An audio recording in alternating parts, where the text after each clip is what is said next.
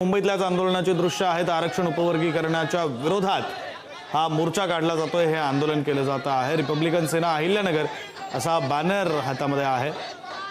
आपण पाहतोय महाराष्ट्राच्या कानाकोपऱ्यातून हे आंदोलक एकवटलेले पाहायला मिळतात, मोर्चात सहभागी झालेले आहेत। मेट्रो सिनेमापासून हे आंदोलन जे आहे ते आझाद मैदानापर्यंत जाणार आहे आणि आझाद मैदानातून थेट ते मंत्रालयावर धडकणार आहे।